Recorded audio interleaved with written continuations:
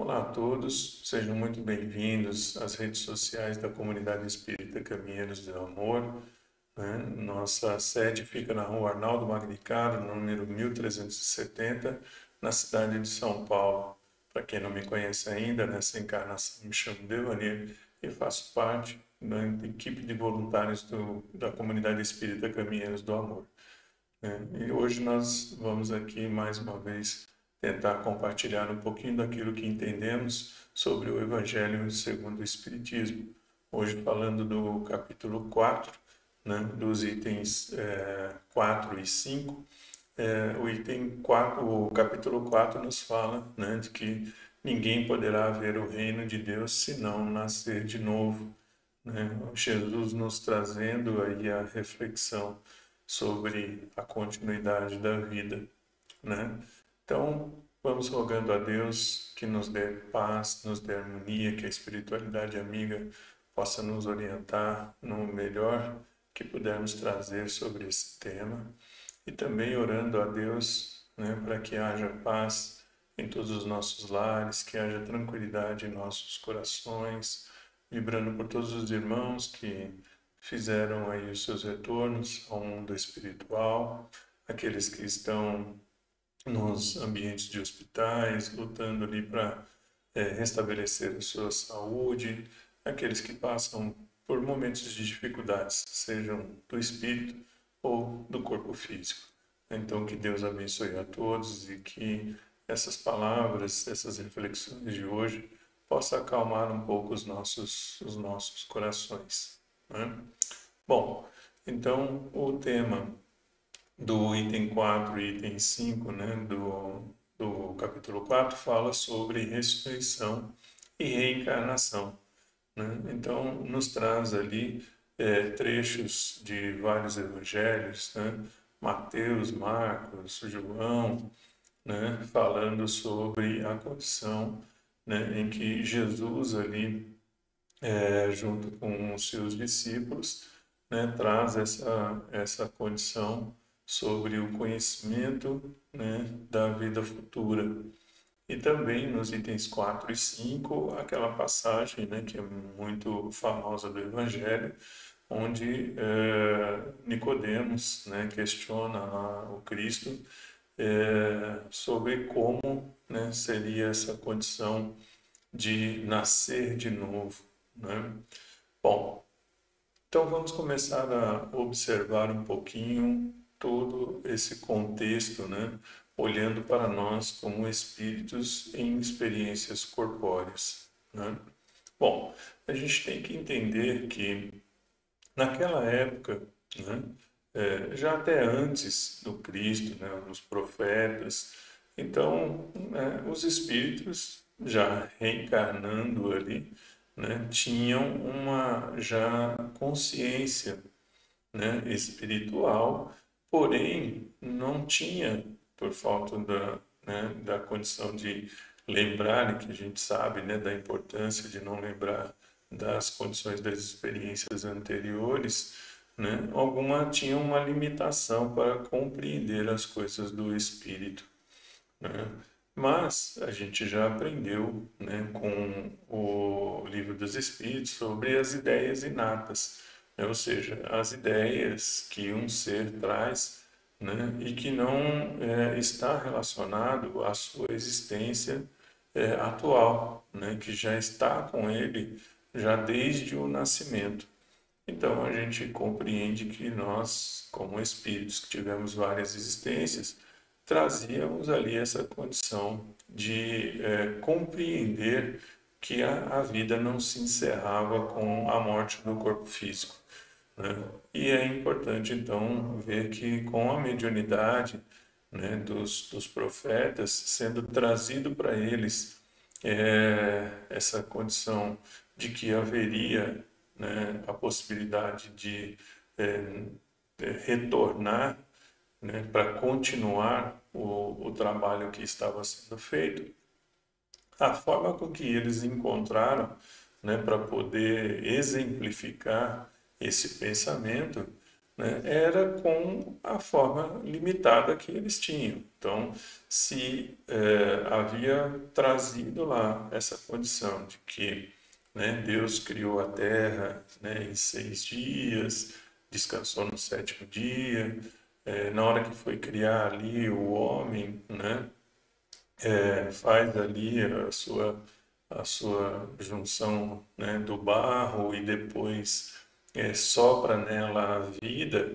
então se entendia que o nascimento, né, do espírito era no momento do nascimento do corpo, né, porque já se trazia essa ideia de que éramos criados por Deus. Então, como nós não sabíamos como fomos criados por Deus, esses irmãos do mundo espiritual, né, orientavam pela inspiração, né, esses profetas, esses irmãos que colaboraram aí com a formação, pelo menos, de uma ideia do princípio de tudo, a trazer uma linguagem em que eles pudessem estar realmente compreendendo algo, ou pelo menos dando o pontapé inicial para eles poderem ter um norte, né? Para que não perdessem a esperança, né? Para tirar um pouco ou diminuir um pouco esse pensamento do fim de tudo, né? Que a gente sabe que até hoje ainda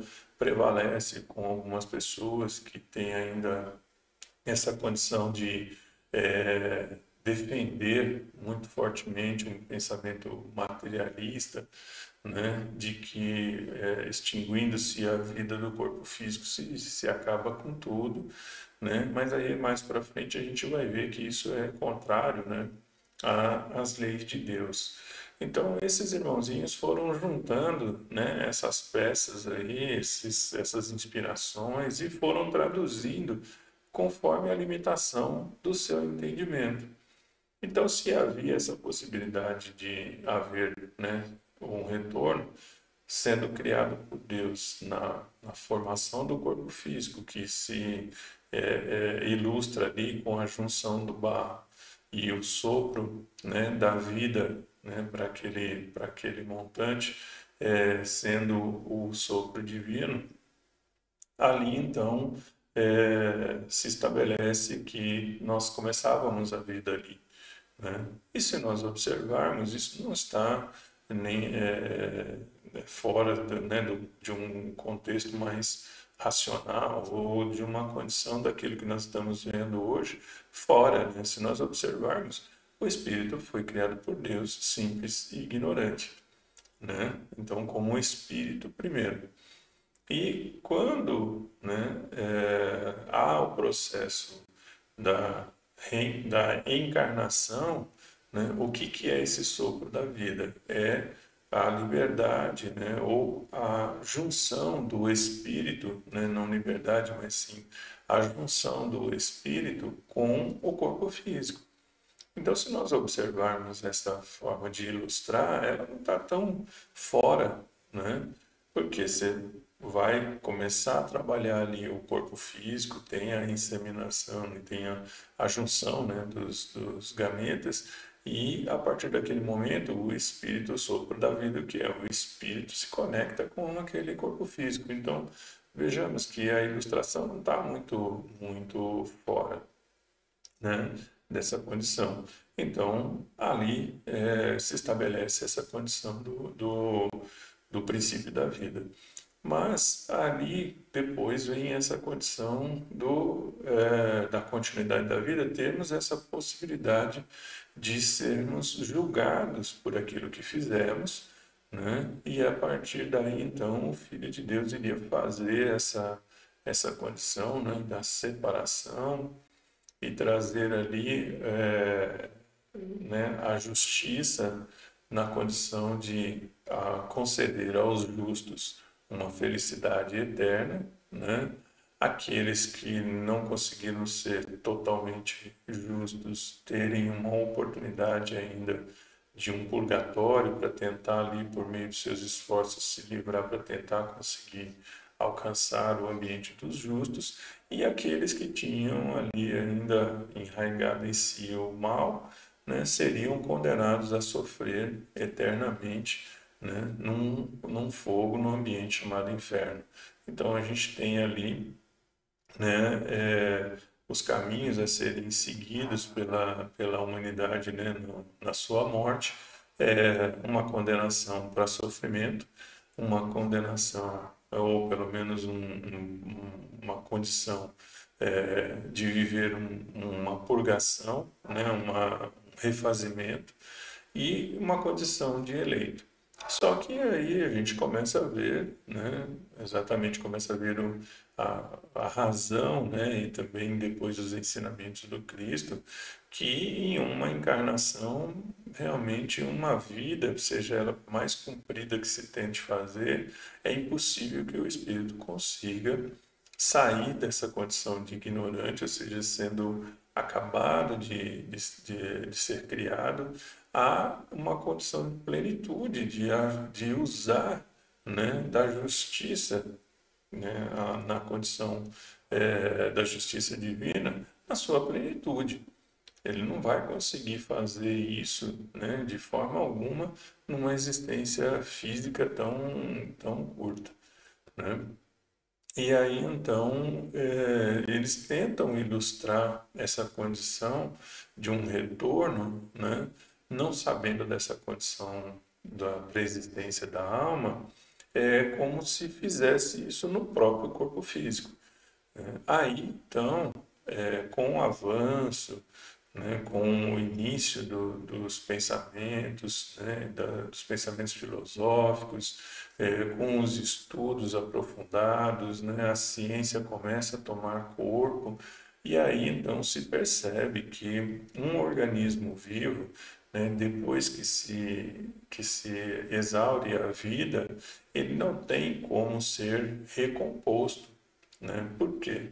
Porque nosso corpo físico, né, ele é composto de vários elementos, né, e também de micro-organismos que carregamos, que vivem latentes, né, esperando um momento certo para poderem exercitar a sua atividade. Né? E aí o nosso corpo, então, ele se decompõe, ele se desfaz, né? Porque uma vez o espírito desconectado dele, ele não tem mais a condição de receber os fluidos vitais e a partir daí, então, a vida cessa nos órgãos, né? O próprio Livro dos Espíritos nos traz essa condição e então começa-se o processo de desagregação dessa matéria. Então, nós usamos aí, na condição da formação do corpo físico, elementos do fluido cósmico universal, né? Elementos do fluido vital, para poder dar essa condição da vida e a nossa interação com esse corpo físico. Ou seja, né, são vários elementos aí que, quando há a morte do corpo, eles se espalham, né? Cada um retorna aí para o seu contexto, né? Os fluidos, voltando para o fluido cósmico universal, né? Para os elementos materiais, os que foram consumidos por esses micro-organismos, eles seguem, né, com a sua condição. Tem uns que existem somente dentro do processo da decomposição do corpo físico, depois deixam de existir. Tem outros que servem, né, da cadeia alimentar de outros elementos, enfim. O que a espiritualidade nos traz é que, uma vez decomposto, tudo isso se desagrega e se dá origem ou alimenta várias cadeias e várias coisas. Para eu poder refazer tudo isso organicamente, né, seria reverter esse processo, ele se torna inviável.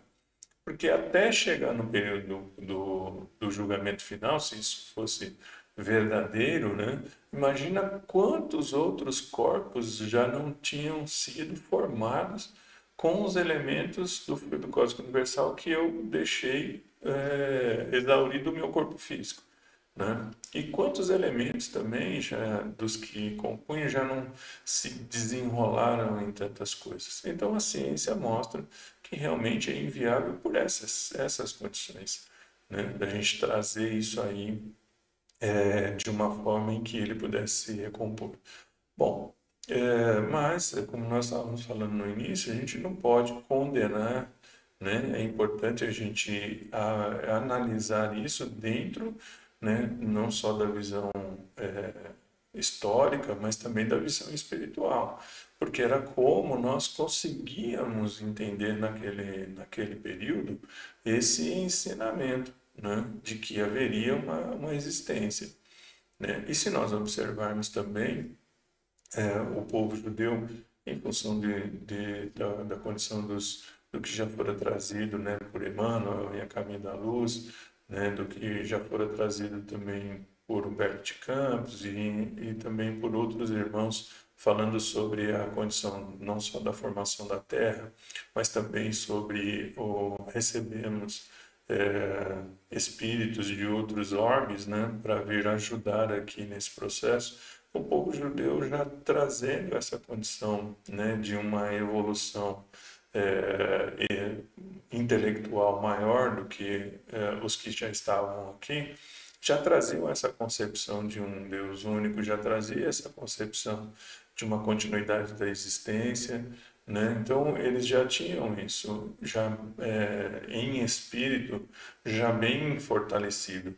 Mas para traduzir isso para o povo que estava na época ali, para os espíritos daqui da Terra que estavam fazendo o seu processo ali de evolução, requeria um pouco de cuidado, como foi o cuidado que o Cristo teve com a gente, né? De trazer muitos ensinamentos por parábolas, né? Até mesmo nesse esclarecimento desse capítulo com relação a Nicodemos, quando ele, né, fala para Nicodemos, fala, olha, é assim, né, se você tem dificuldade de acreditar em mim quando eu te falo das coisas temporais, ou seja, daquele momento, né, quando eu falava sobre as questões morais, né, quem dirá sobre as coisas que ainda ele não tinha acesso.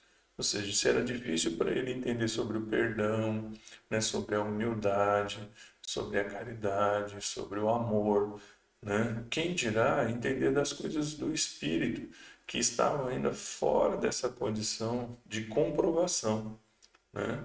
Diferente dos tempos de hoje, que a gente teve todo esse trabalho feito por Kardec, né? Junto com os espíritos e sobre a coordenação do espírito de verdade, que teria ali, né, o Espírito da Verdade, que teria ali essa condição de esclarecer muito mais racionalmente essa condição, né, do conhecimento que ele traz. Então é importante a gente saber respeitar, né, esse momento evolutivo de nós como espíritos.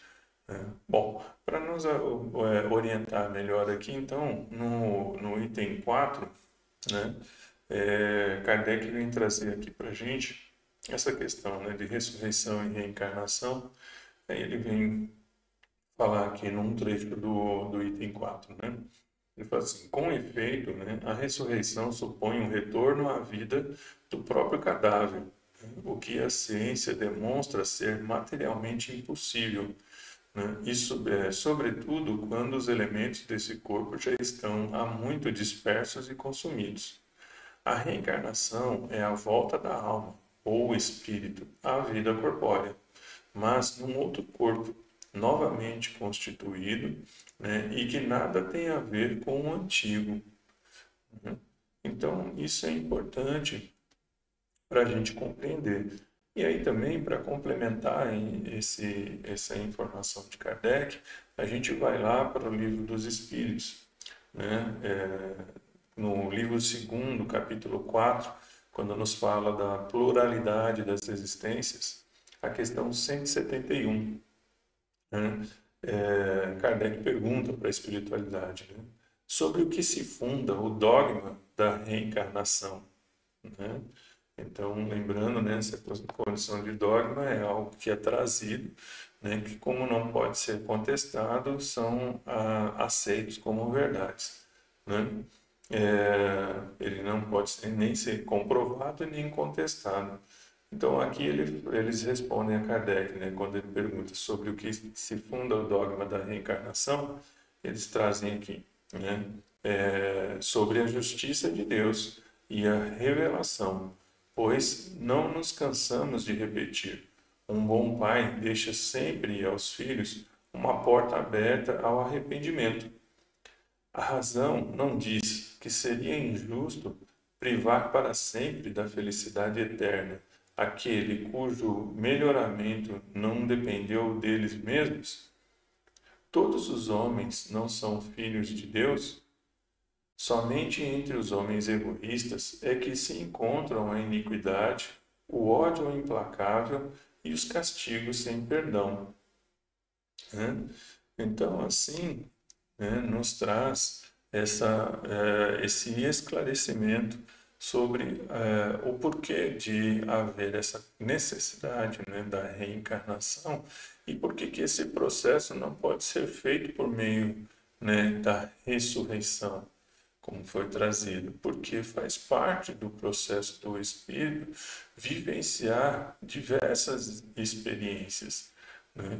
Nós sabemos que dentro desse nosso processo aí da evolução, uma hora estaremos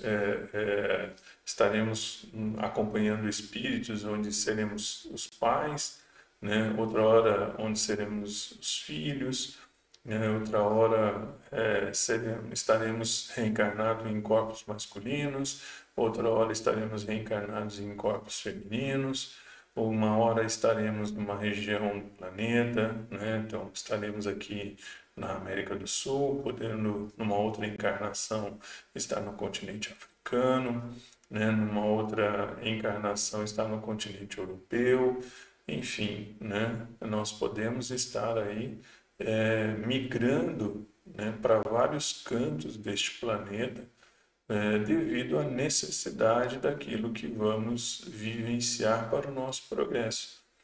Então, é importante a gente entender que não dá para eu ficar preso a uma Constituição, né? Então, se eu ficar nessa condição de esperar um julgamento final e estar preso a um corpo físico, né, só por ele conseguir reencarnar ou retornar, na verdade, né?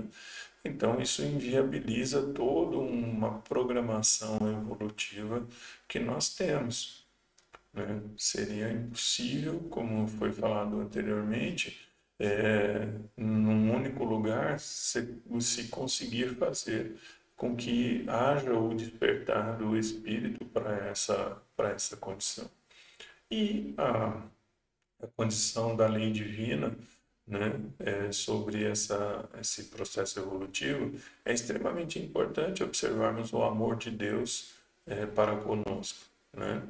Porque imaginem só, né, quando eles respondem a Kardec, né, que para determinados espíritos que não houve, né, a possibilidade deles mesmos decidirem sobre determinadas coisas, se fala sobre o processo primitivo, quando a gente ainda está agindo mais por instinto do que por inteligência, né? Nós ainda nem sabemos direito o que nós estamos desenvolvendo e as consequências daquilo que nós estamos fazendo. Então, você imagina lá no primitivismo, como é que eu poderia aguardar um julgamento, né, estando lá no primitivismo?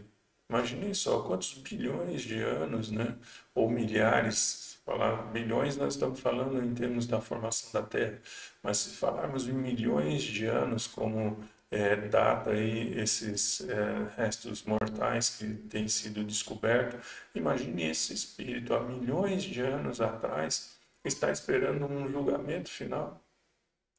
Como que esse espírito, lá na pré-história, né, lá no tempo do primitivismo da Terra, como que ele pode ser julgado? Né? Como que esse espírito, falando do espírito nativo da Terra, como que ele pode, né, ter simplesmente vivido uma existência, né, de um X tempo dentro da nossa contagem, e aí, de repente, chegar num período e falar assim, não, agora é o julgamento final, tá? Como é que pode hoje, nós, com a inteligência que temos, com todas essas condições que temos, como conviver com um espírito desse de volta? né? Como trazer um homem das cavernas para um tempo desse de, né, mídia social, de né, transporte é, na condição do transporte aéreo, né, as viagens, foguetes para a estratosfera, né, visitas para a Lua, visitas para Marte, né? Como seria esse espírito ressuscitando, né? Então isso vai se mostrando realmente inviável, né? Sendo que o processo da reencarnação, das sucessivas reencarnação e o processo evolutivo do espírito na sua condição de intelecto e moral, ela já é realmente mais aceitável, né? Dentro de uma condição de raciocínio mais lógico. Então, que a gente possa cada vez mais, né, refletir sobre essa situação, né? Tanto aqueles que pregam o fim de tudo, né, o nada, ou seja, você simplesmente deixou de existir com a morte do corpo físico, tanto quanto aqueles que pregam essa condição do inferno, purgatório, né, e céu, né? Quanto aqueles que simplesmente não se interessam por nada e não querem saber de nada, né? Então é importante a gente compreender que existe dentro das condições de formação do universo, né, existe um ser extremamente inteligente, bondoso, né? E sabe de todas as coisas que o universo precisa para poder progredir, para poder evoluir. E não faria algo que fosse assim tão numa condição assim, expressão, buscar uma expressão assim, né? Algo que não fizesse sentido, né? Algo que fosse meio sem pé nem cabeça, assim, uma coisa que não, não fosse praticável, né? Então, a lei de progresso ela é muito mais aceitável, né? Nessa condição de processo de evolução por meio das reencarnações do que algo que eu teria que ficar lá ou deixasse de existir, eu teria que ficar aguardando o momento certo para me julgar por algo que não me deram a oportunidade de me corrigir, né? Então, é importante a gente entender isso, que o processo que nós vivemos na evolução espiritual é a reencarnação, a ressurreição, a própria razão, com o amparo da ciência, nos mostra que não poderíamos viver dessa forma. Tá, ok? Então, que Deus nos abençoe. Espero que eu tenha conseguido trazer um pouquinho daquilo que compreendi sobre os ensinamentos do Evangelho segundo o Espiritismo. Capítulo 4, itens 4 e 5, falando sobre ressurreição e reencarnação. Então, muito obrigado a todos. Fiquem com Deus. Um beijo grande no coração. E aqueles que puderem, nos vemos na seca. Até mais.